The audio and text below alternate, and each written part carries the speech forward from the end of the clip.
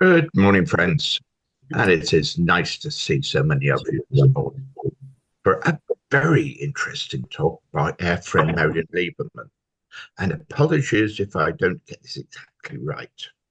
Memory and transgenerative, transgenerational Generational. trauma. I told you I wouldn't get it right. But anyway, on to our friend Marian. Okay, shall I start?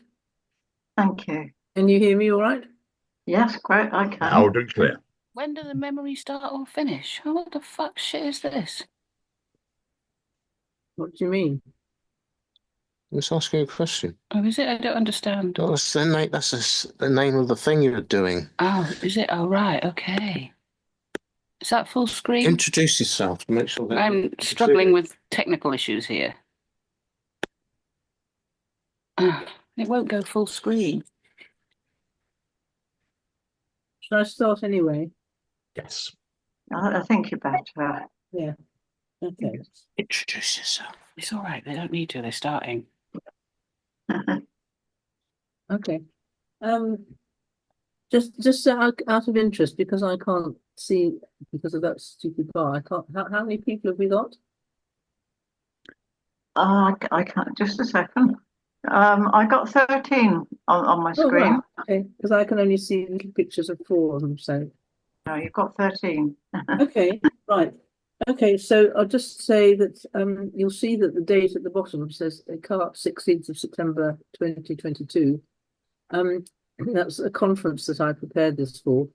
And the theme of the conference, it was all arts therapies, was about memory. And this is what I put together. I was a bit hesitant about it, thinking they wouldn't accept it, but they not only accepted it, but they gave me a longer slot than usual to do it in.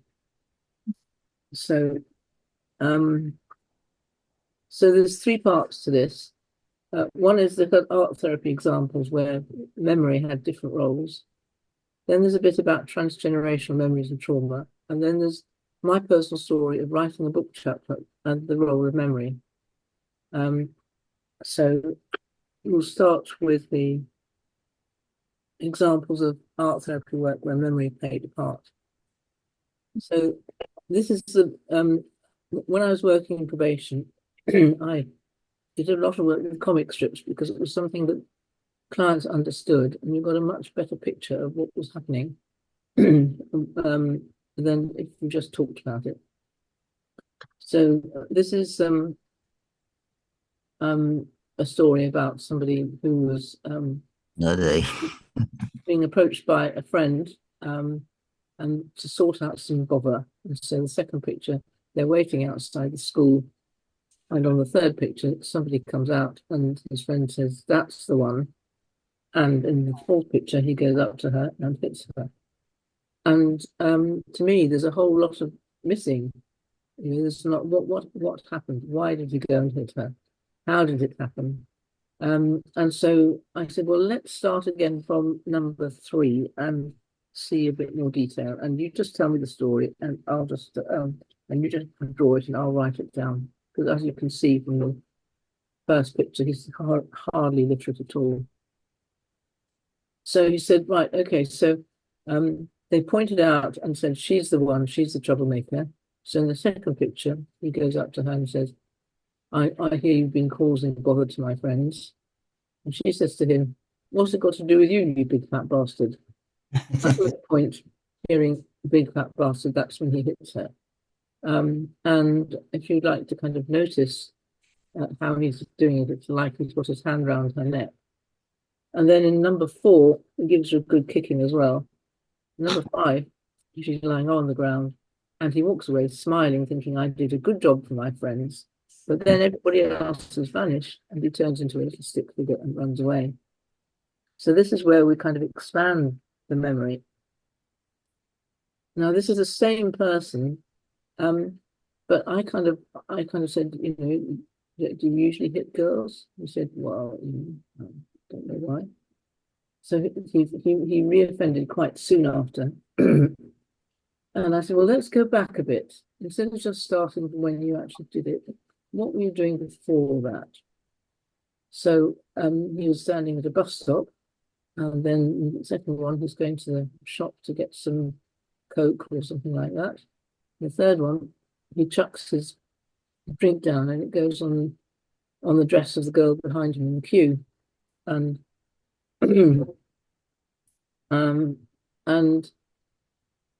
and then I said, well, what were you talking about to your friend? He said, oh, I don't want to tell you.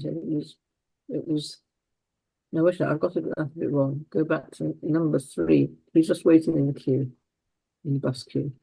And in the fourth one, I said, so what were you and your friend talking about? You know, I don't want to tell you, so that it's dirty talk, about, whores and things.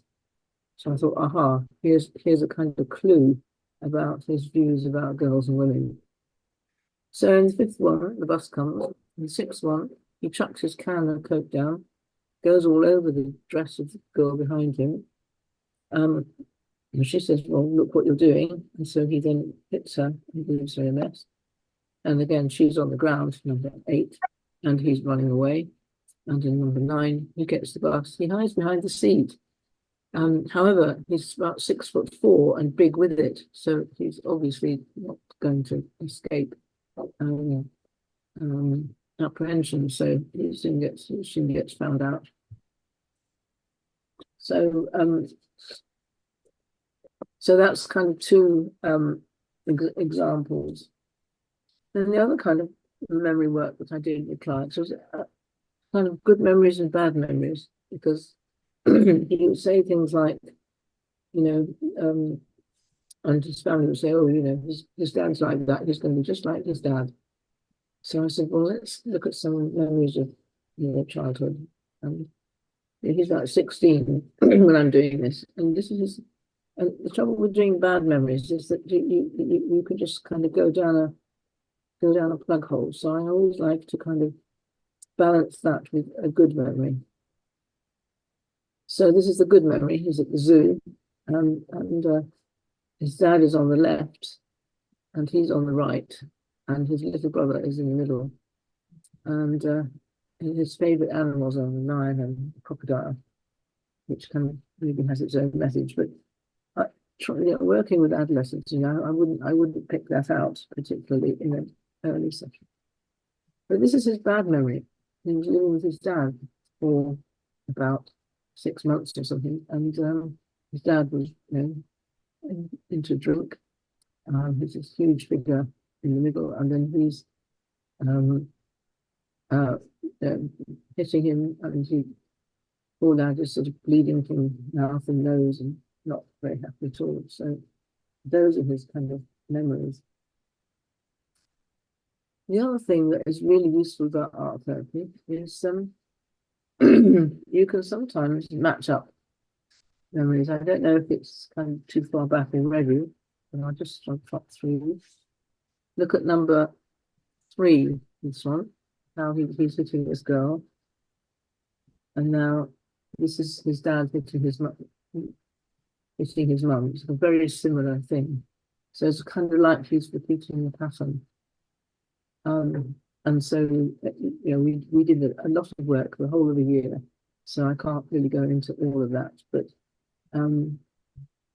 he certainly did a lot of work around memories and how they matched up with how he wanted to be, because he did want to do better. So that's sort of that particular one.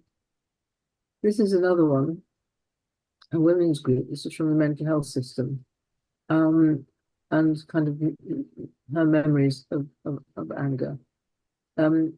She had hit people because of racist comments towards her, and so again, it's kind of quite interesting to do pictures of memories and pick out things that could be helpful and useful.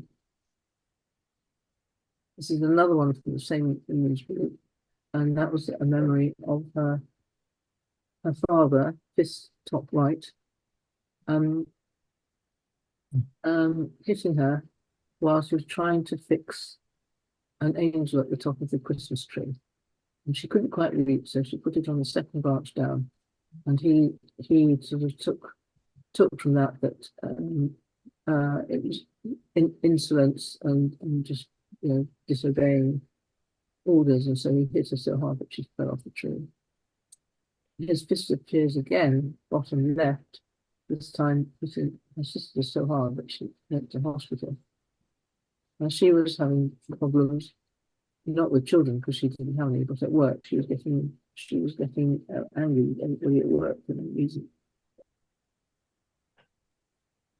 So these sort of memories leading to insight. So the first one of those two was anger, racism through anger with her children.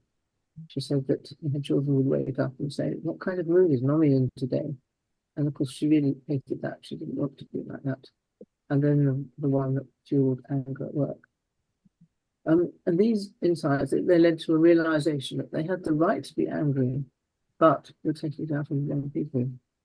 And that very often happens. You all know the stories of somebody who's had a hard day at work and they come home and kick the dog or help pick a row with their other half. So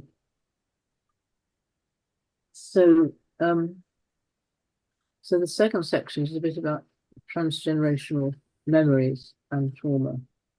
And so there's examples from books and research and personal experience. So this is just a bit about transgenerational memories and trauma generally. So some of that is to do with memories of parents affecting children. Some of it is to do with transmission of actual trauma, symptoms and things. And of course, refugees generally, and all sorts of other disasters. I was staying with friends in Italy where they had an earthquake. And I was just helping the children just do some drawing. And the little boy aged about 3 started drawing pictures of the earthquake. So sometimes that can be really helpful.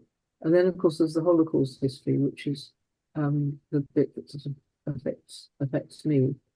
And there are 3 books if anybody's interested. The first one, Children of the Holocaust by Helen Epstein. It's interesting that came out in 1979, whereas the British parallel by Anne Karp came out in 1996, kind of almost 20 years later. And then somebody, Aaron Haas book, sort of looks at sort of what the effects are.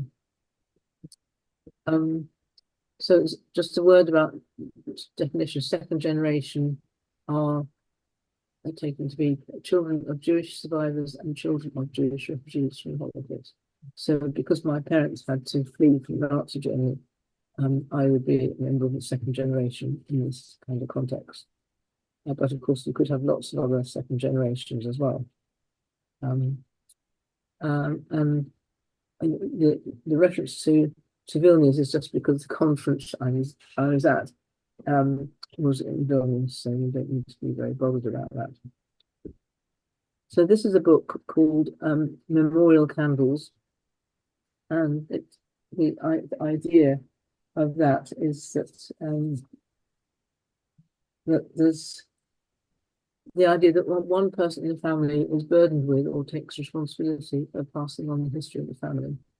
So, for instance, I did my mother's memoirs with her, but my brother wasn't at all interested.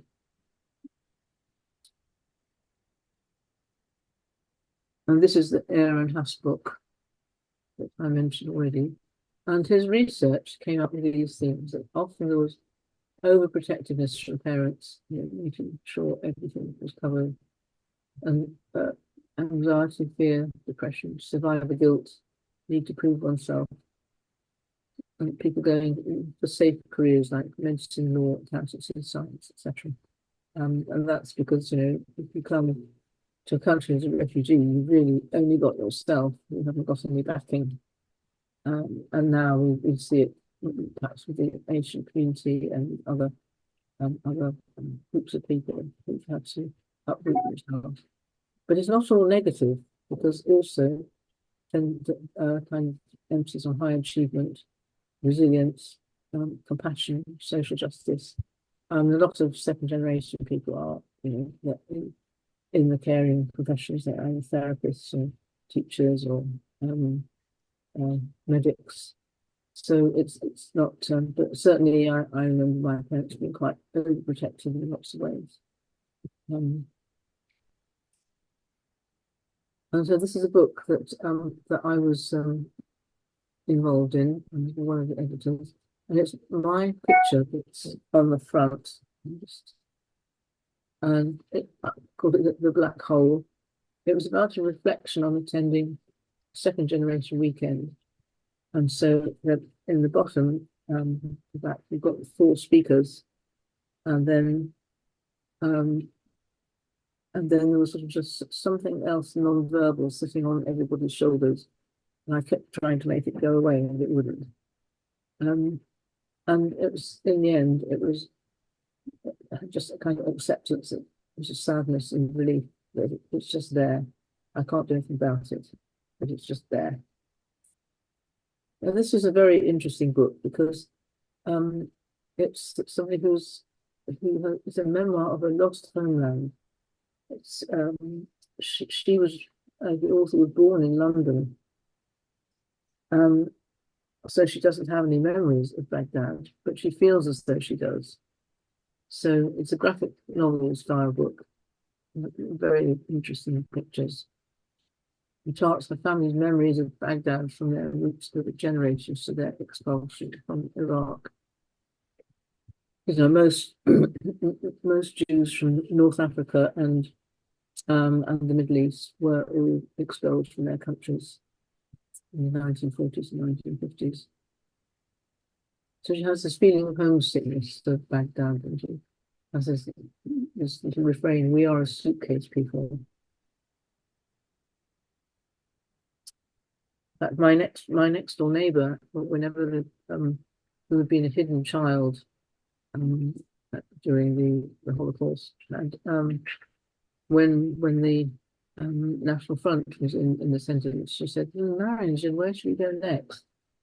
I just said, "I'm not going anywhere." So this is the bit about how the memories surfaced as I worked on the chapter. So it's my personal story. I had an opportunity to contribute a chapter on visiting the places where parents had lived. And so some people were writing about visits on their own.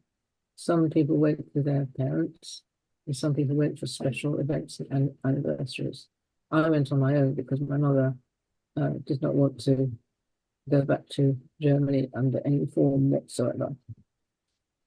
And my visits were in 1977 and 2010.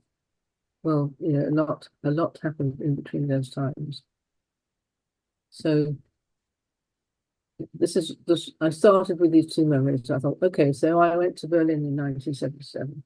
That was after helping my mother write her memoirs. So I was going to look up buildings that she referred to. And then I didn't visit again until 2010. And that was just somebody at a conference saying, "Oh, do come and stay with us." And me thinking, well, that would be nice. And then, of course, we went in 2010.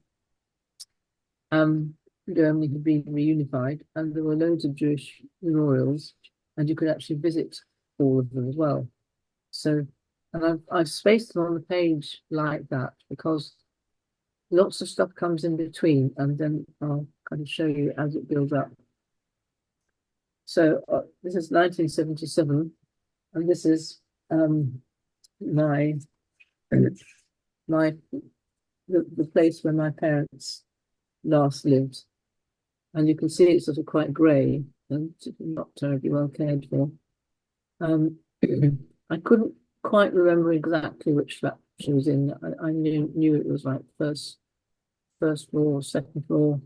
I didn't quite have the guts to knock on doors and say, "I think this might have been my mother's flat." But certainly seeing it, that was quite interesting inside, and peeling paint. It looked like it hadn't been touched since that day.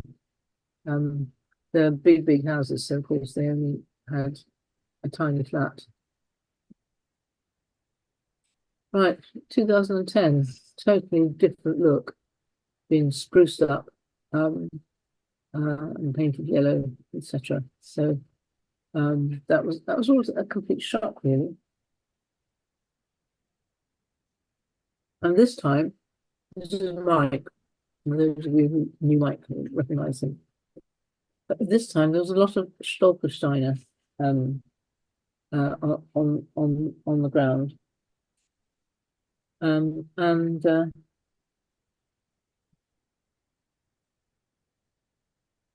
So I don't know if people haven't heard about Stolpersteiner. Literally stumbling stones, started by an artist called Gunther Demnig. First of all, in memory of those murdered in the Holocaust. But then it was extended to refugees who fled. I discovered this because my cousin had them put down for his family, and then I saw that he was included. I said, "But you're still alive." So then I thought, well, I should do that for my parents. They're placed in the pavement in front of their last known residence, and so the ones for my parents were laid in June 21, but I couldn't go to the event being laid because of COVID. We finally visited in April 2022. I'll just go back to that slide. So you can see that that they're in little clutches. So there's a 4 and a 6 and then another 4. And obviously three families, and then mine then joined them. But you might think, well, why are there so many here? Because there weren't that many for some of the other houses. And it's because there was a Jewish landlord and he was willing to let property to Jews, whereas a lot of people weren't. So you get houses with kind of clusters of Stolpersteiner. So now filling in, I put the original memories in bold still, but a lot of it I was going back to, first of all, my first visit to Germany in Lüneburg in 1961. And then I was doing work on my mother's memoirs. Then there was the visit to Berlin. Then in between that, in 2010, visits to my cousin in Jerusalem in 2007, 2009. Those were visits to do art therapy workshops for Israeli universities. And then that's when I discovered that my mother's memoirs were not totally accurate. So not the whole truth. There were all her family, her nearest family, her mother, her father, her brother, her sister, they all committed suicide. But my mother had lied about this in the memoirs. And unfortunately, I shall never find out why she did that. I'm just guessing that she wanted to protect me in some way. So then moving on from 2010, getting the groups of Stolpersteiner. So I've got a few pictures of that. So this is the book title of the book that I contributed to. It's called The Journey Home, and all the chapters are about people going back to the places where their parents had lived. I never felt it was going back to, because I hadn't lived there. My parents had deliberately not had anything to do with Germany. So for me, it was a going to rather than going back. But anyway, it was very interesting writing the chapter and being aware of all these other memories, just as one memory drags up another. And then this is the Stolpersteiner. When we went, the representative of the Stolperstein organization came along with two roses, which is a traditional thing. She also came along with some rags and polishing stuff, because even in the few months that they've been there, because they're brass, they got quite tarnished already. You could hardly see the wording. So my granddaughter was busy scrubbing around to make them show up properly. And then that's the detail that they have on them. So they have their names, and they have their dates of birth, and they have what happened to them. And they went first to France and then to England. And so that's and then we had our own little ceremony. We had my mother's memoirs, and we picked out all the bits that were about the house. And you can see now that we've joined that little group that you saw in the previous picture. And then we all read, we handed the book around and we all read a tiny bit. So I found I couldn't really come to conclusions. But so the original question, when does a memory start or finish? I think it's quite difficult to do because there's always a before and an after. And then I think when you have gaps in memories, that's kind of areas to explore. And sometimes people suddenly remember things that they haven't been aware of. Sometimes it's quite traumatic, like people who suddenly remember abuse. And sometimes it's just something nice that they've forgotten from their childhood. But something about rituals that can anchor memories and provide temporary endings. So I felt that was a kind of, doing the Stolperstein was quite important for me. And there's all sorts of ways that we do this. So I think that's probably, yes, that's the end. So shall I stop sharing, or do you still want me to have it up so that you can to go back to things? Perhaps I should stop sharing, because then we can actually have more discussion. Yeah. Shall I? Okay.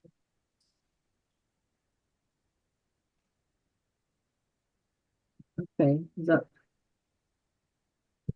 anybody? I'm going to put my glasses on. I can't read on screen with my glasses. So anyway, there we go. And questions, comments, anything?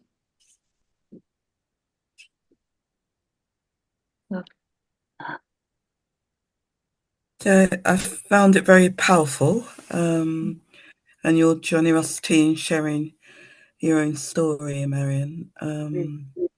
I could see some parallels as a woman of African heritage in kind of having that memory that honors those who have forgotten.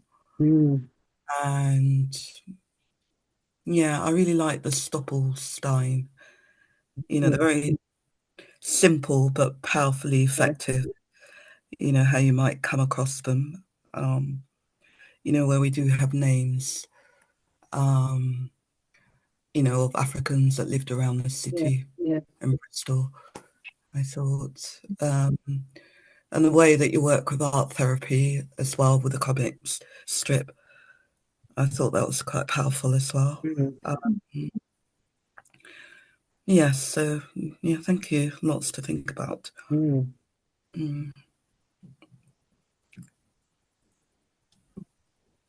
I say something? Yes. Because, oh gosh, sorry, my little mobile phone.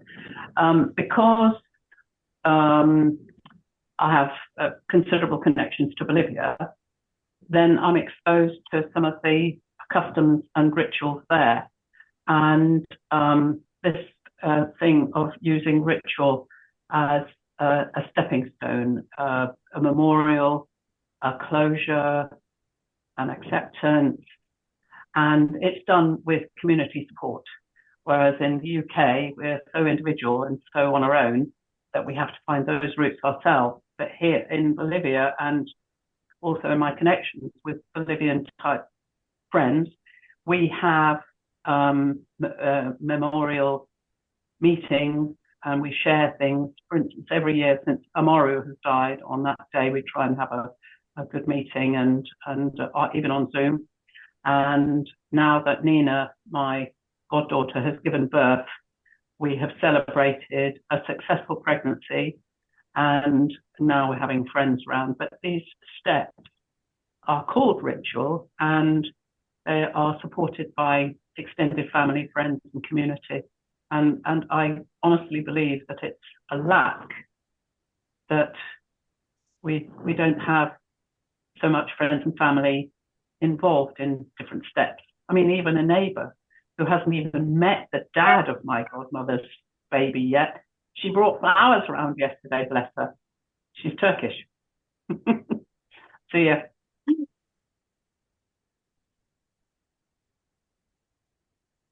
It's a kind of awkward, bit of an awkward question in a sense that how far do you think the development of computer technology, so Facebook-y type of stuff, will develop? Do you think that will develop when people can contact each other in different parts of the world a lot easier than they used to?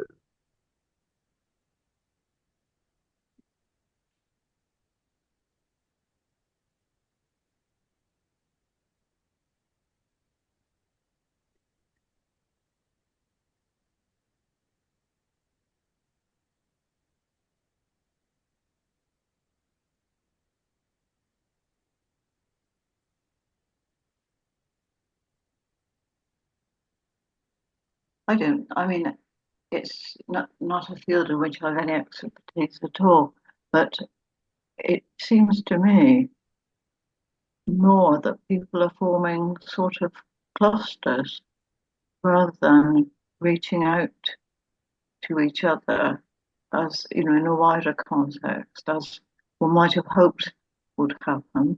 It seems more like, more like clusters of groups of people. I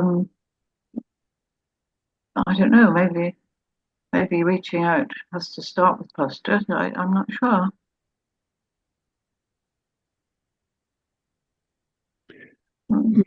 You mentioned being in, I think it was a group of four and feeling a sort of a weight that you eventually recognized as a sadness. And I'm wondering,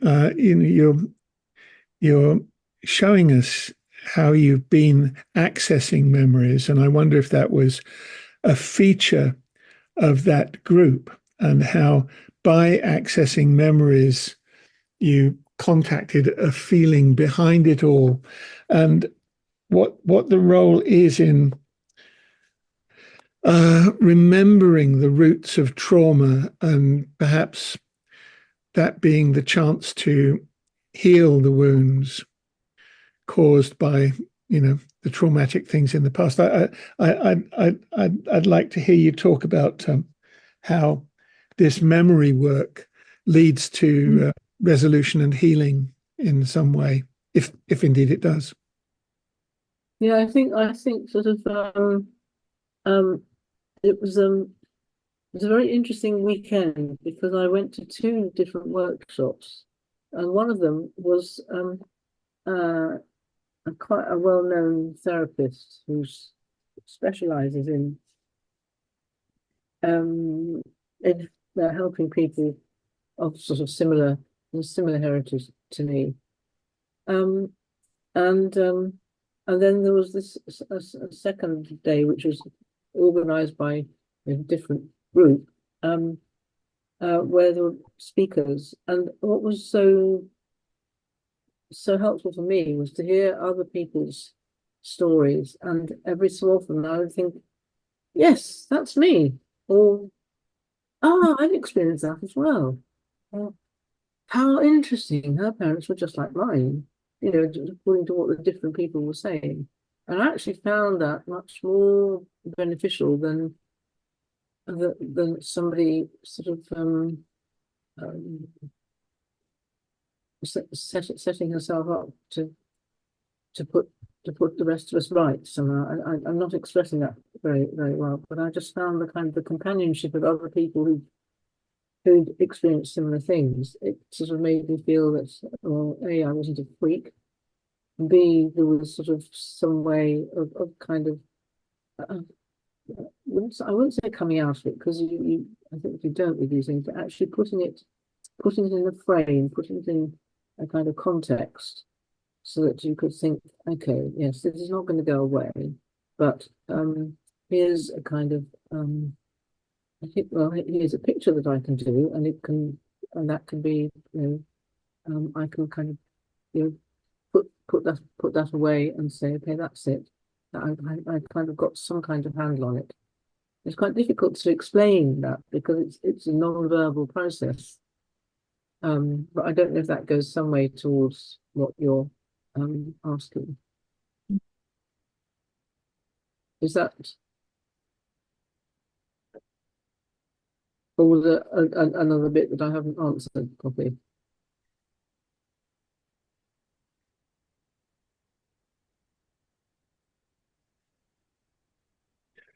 I don't think there's such a thing as a proper answer here. I'm interested to in the reflections on memory and how that helps create integration. What value you have in it? What value you find in it? Sort of creating a joined up life. Obviously, we can't undo what's happened in the past, but we can make sense of it. I think that's it, really. It's making sense of it, and having being able to kind of reflect on it, but it not being something that is going to come along and trip you up. Which sometimes memories can, when people suffer from post-traumatic stress disorder, it's like they're reliving it because it's in the wrong part of the brain.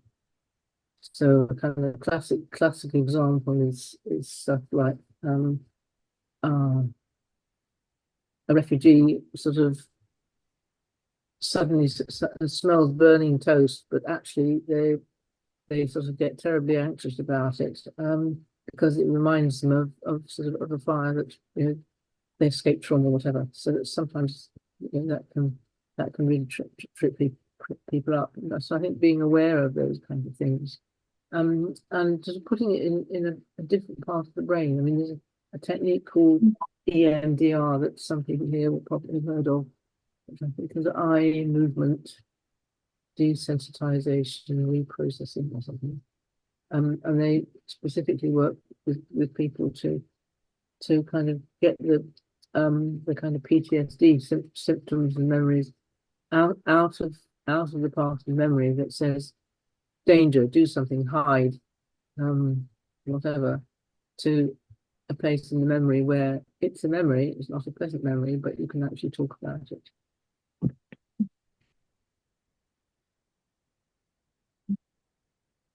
So I think for me, some of these doing these writings and doing this has that kind of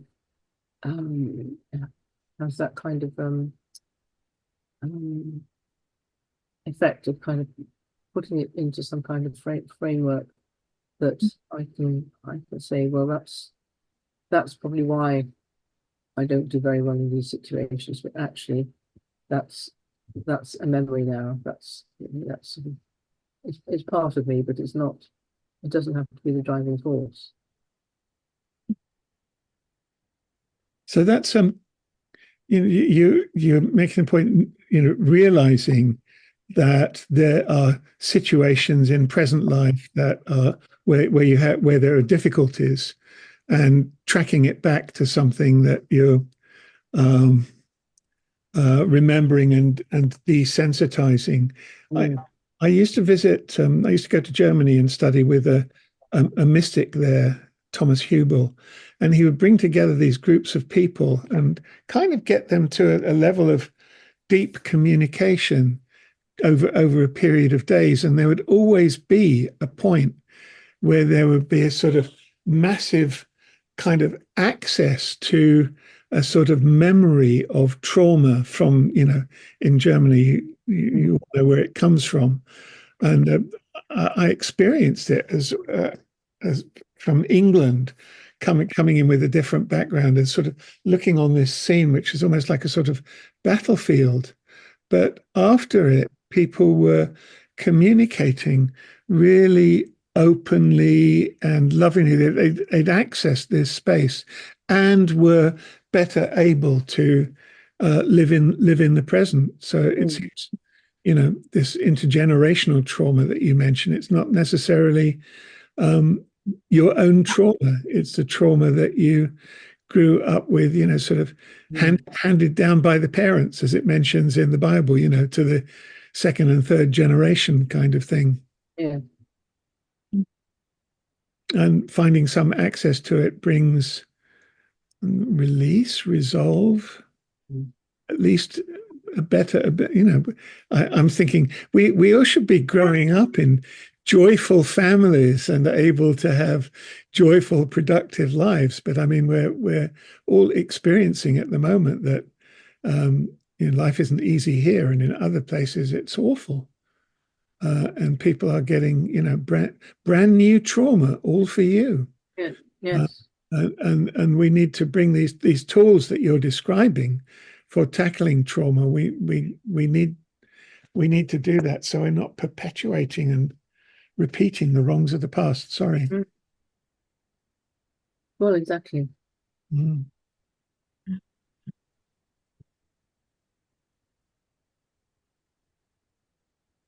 Sometimes children are told when they are young that this happened then, that happened then, that happened then, that happened.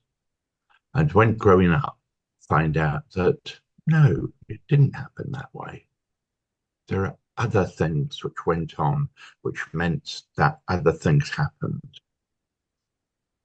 And I was wondering, in that sense, Marian, how would a child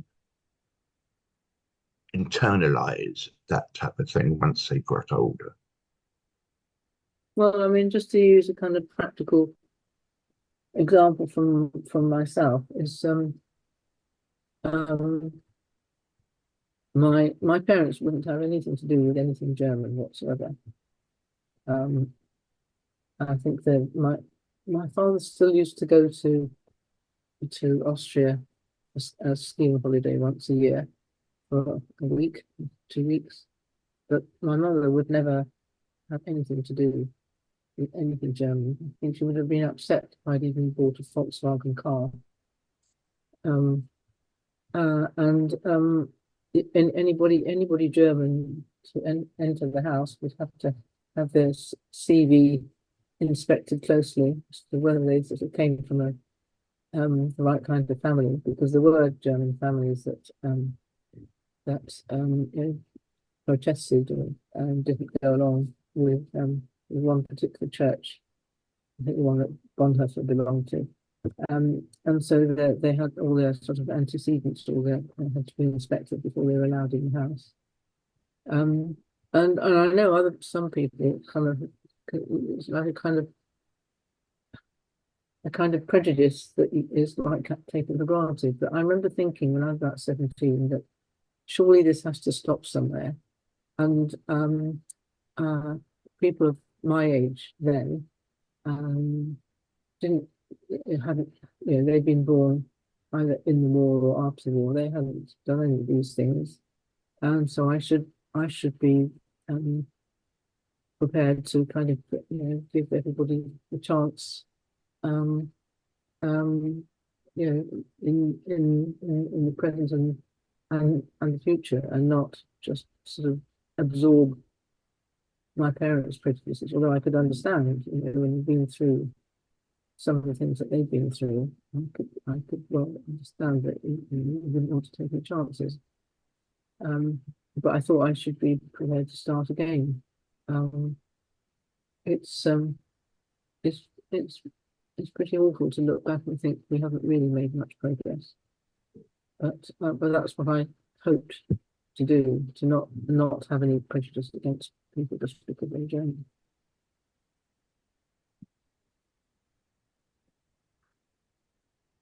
And of course, they've been trying to do that in Rwanda. You know, the sort of post their kind of genocide there. That they now don't put any tribal affiliation on any of their documents. They are Rwandan and all.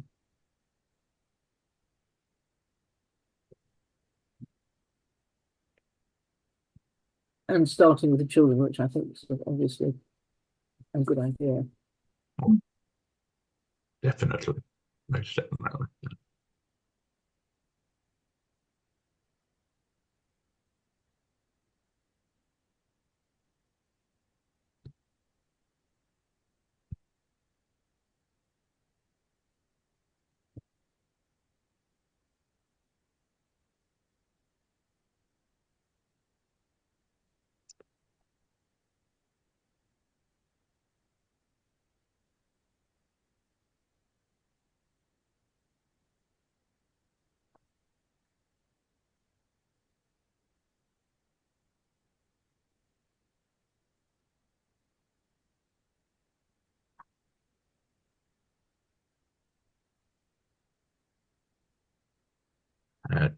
Well, seeing as it's all very quiet, I will ask another question.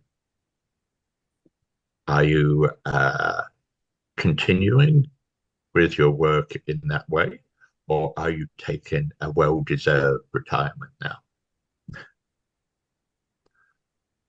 Well, I've a number of people have expressed interest in this presentation, so I've sort of done it for sort of sets of music therapy students for a couple of years, and I'm going to be doing it to a group of arts therapists in Avon and Wiltshire Partnership later in October. So if anybody's interested in it, I'm quite happy to, to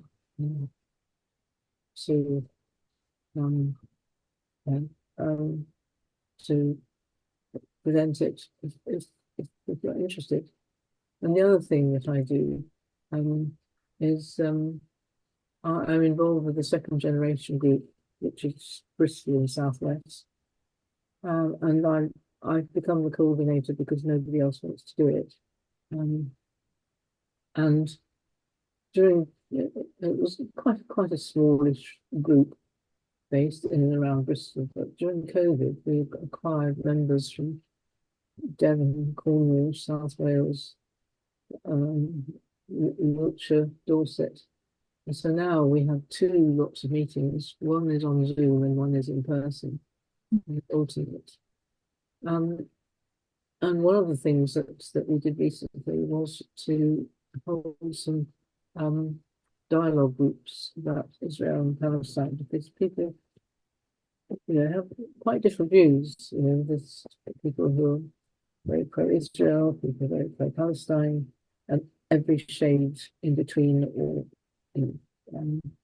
different views. And we had two listening sessions, one on Zoom and one in person. And they were kind of very much valued. So I'm still involved in that way.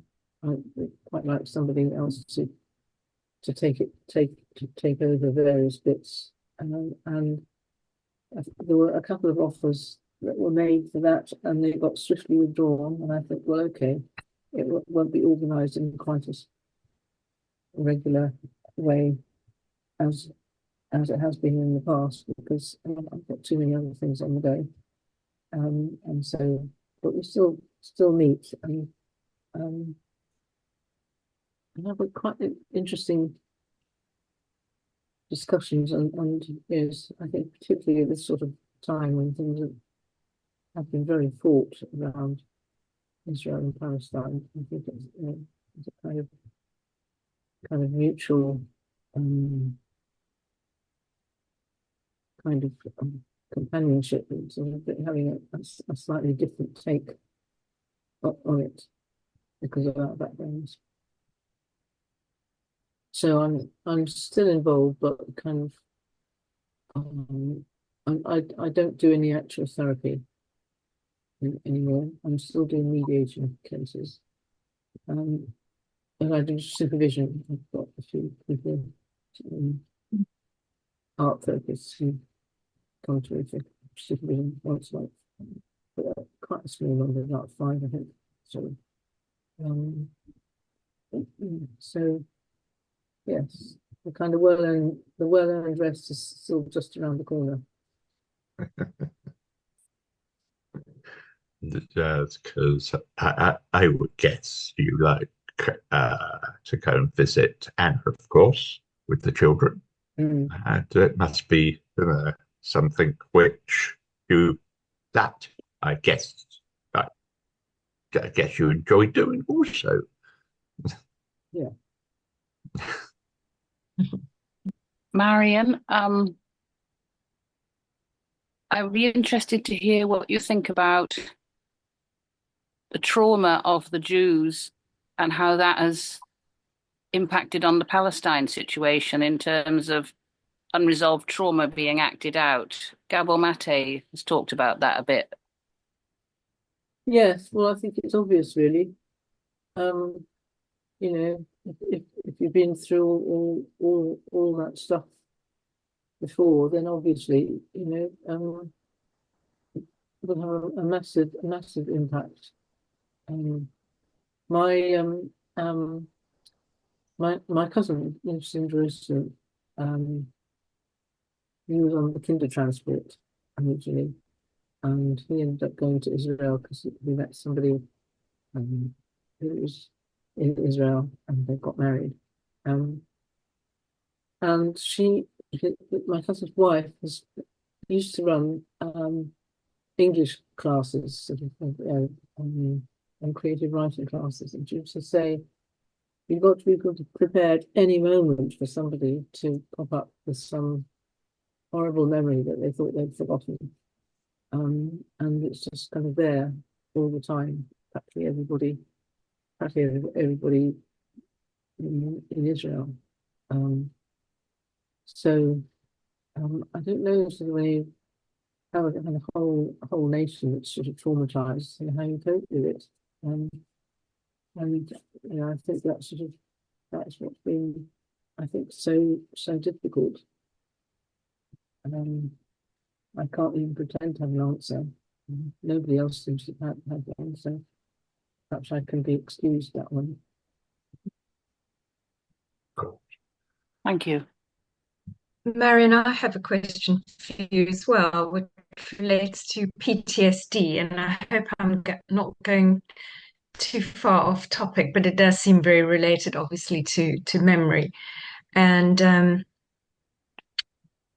was wondering whether it's correct that PTSD can really play out over and over, because a friend was telling me about being in a war zone and how traumatic that had been, and how that then played out later in her life. Whereas my only experience of PTSD was a car crash. And the car crash itself happened so fast that I barely remembered it. But then later, whenever I was driving, it was like a car crash happening in slow motion, where you felt that something real was coming out at you from the side, and you would be absolutely ill. I would feel absolutely ill and shaking and drenched in sweat just because of the memory of this crash. And so the memory was more powerful than the actual event.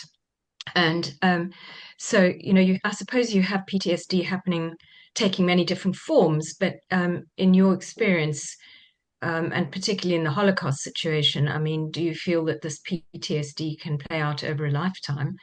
Or, I mean, perhaps I'm asking you a difficult question, but well, I think it's obviously yes. yeah. It's I mean all different forms. I mean, sometimes it's just sometimes people kind of manage to kind of have a whole, positive professional and family life. It's only when they retire that suddenly all these things come flooding back.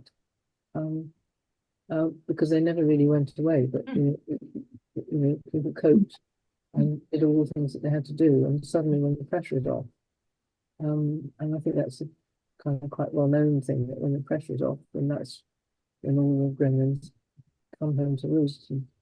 And I mean, your example is quite a good one, because at the time you didn't think anything of it, but later it's and I know that sort of Fran Diaz has talked about some of the times when she suffered from PTSD through doing election monitoring in really dicey regions, and yeah, so I think and you see this playing out in some people's lives, either traumatized children going on to attack others. We've got plenty of examples in the media at the moment. And it's kind of like a kind of defining experience that you affects everything in somebody's life. I mean, I think my parents did well in lots of ways, and they tried really hard, not to kind of visit all that stuff on us. But it's kind of interesting in this second generation conversation. Most parents either said nothing at all, and people found out later, or they talked to their kids incessantly, so they suffered from complete circuit. I think it's kind of quite hard to kind of get your head around, being kind of reasonable and kind of evenly balanced about it, because it's not the sort of subject which is evenly balanced. Even your car crash. I mean, I'm just interested to kind of ask you whether there were specific techniques that helped you get over that, that just kind of went on its way eventually. Well, in my case, I talked about it quite a lot to other friends, simply because it was such a physical reaction that I kept getting when I was at a crossroads. So those flashbacks were so overwhelming that, I just did talk to other people about it. And perhaps that was what helped that to fade. So after about 3 or 4 months, they had faded. Yeah. Yeah. And so perhaps the speaking element of it, and it certainly, it wasn't in a therapy situation, it was simply talking to friends. Yeah. But when you think about some of the horrors that some people have gone through, both in the Holocaust and in other places like Sudan and Congo and Palestine, Israel, all those things, you think some of those things went on for a really long time. And I mean, some of the people that have written about it, that's the very famous, I'm groping for words sometimes these days. About it. But you're going to fill in the gap in my memory, Roger. No, just I had the same problem of not finding the word. A famous writer who then committed suicide. Say again. The famous writer about Holocaust things, who then committed suicide. I don't know. Italian. Did you write I am a man? Primo Levi. Yes. Yes. Primo Levi. Yeah. Thank you. Yes. I mean, so he kind of seemed to kind of make an adjustment after terrible things, but then in the end he couldn't cope and committed suicide. So you know, I think there are people who kind of managed it, but it can be difficult. I think we still need do more work on what can actually help. Mm-hmm. Probably time now, isn't it?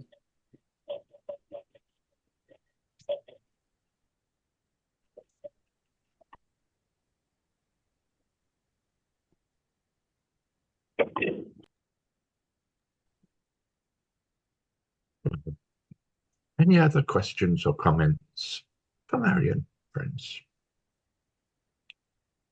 I'm not quite sure how relevant this is, but I'm just trying to make sense of two situations.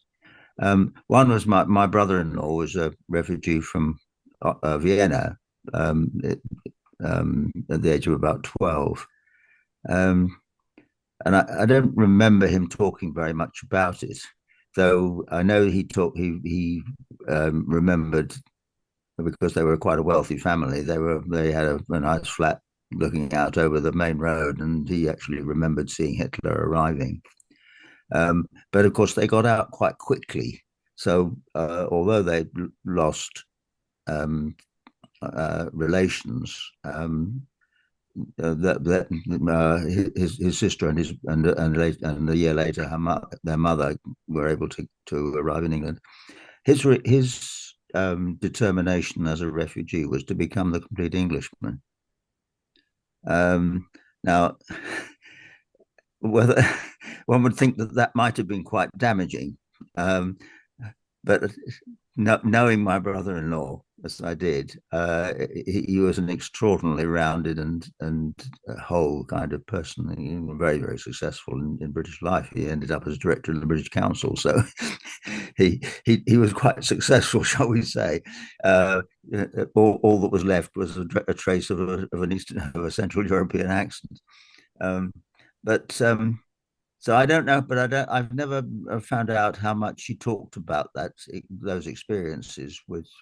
I'm sure he did with my sister, but I was never privy to that. The other one has come up quite recently. I came to be aware that the father of the family, as some of you know, my wife was half German, and so had German relations, and my wife's eldest cousin was actually a very active Nazi. And I've only ever mentioned it once to one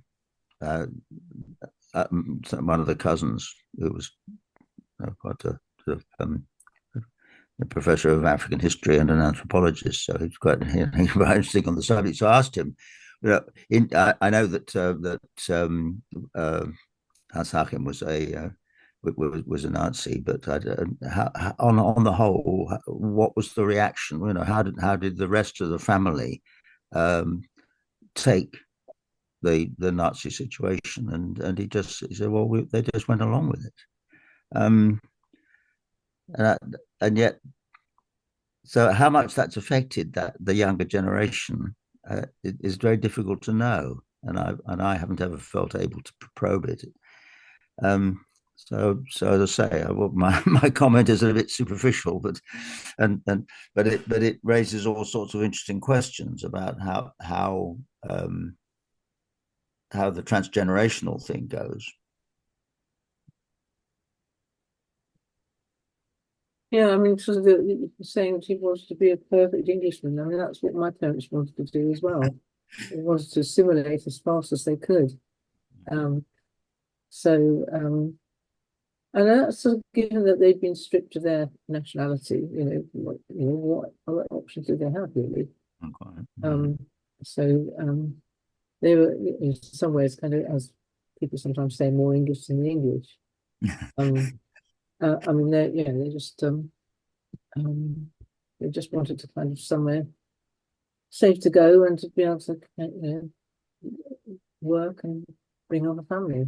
It's just and they so when they had to be, they had us christened to be Church of England.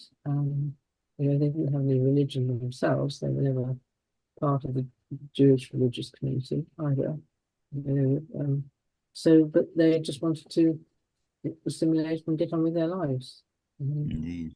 So, and there's lots of people. I mean, people like, famous people like Lord Alfred Dubs, who's the Kinder transfer, had a rich and positive life. So, I think a lot of people have, but they just thought, well, we better get on with it and do the best that we can. I'm thinking, is it about where you get your sense of belonging?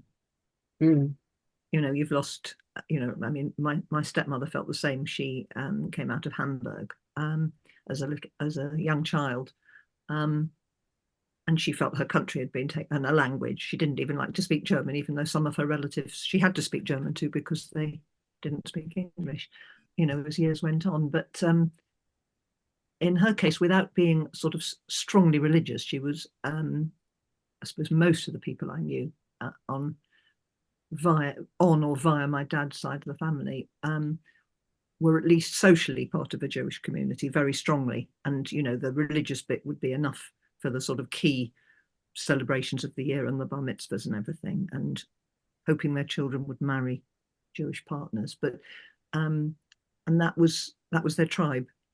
And if you didn't have that tribe and you'd lost your cultural tribe, I can understand one way among many would be to be part of the British establishment, be it political or just professional, social, whatever. And I mean, I was thinking of that lots of times along the way, when you were talking about your the conferences you'd been to and the people you'd written books with and the second generation group and so on, is how you find your tribe when you need it. And even, within Quakers, friends with Jewish connections, that sort of kicked off 10 years ago because there was, wherever you were, you sort of felt slightly at odds with or on the edge of the main group and needing to kind of establish something a little bit particular. I mean, that would go in lots of that could go off in lots of directions, those thoughts, couldn't it? For all sorts of reasons that people form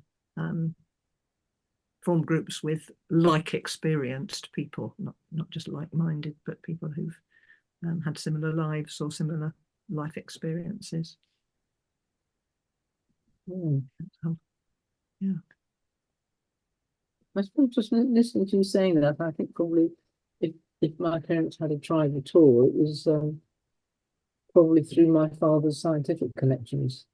And that made me think that actually a lot of my connections have been through, professional activities.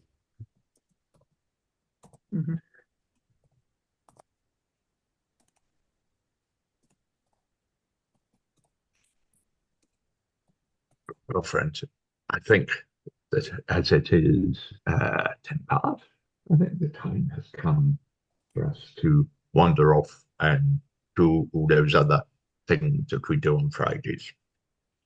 So thank you very much for coming. And as I usually say in this type of thing, next week, we have a smile from the Roger Sturge because we have Patsy, who is going to be asking a few pertinent questions to Roger. So you then. Do join. I'm sorry. See you next week. Thank you, Marian. Bye, friends.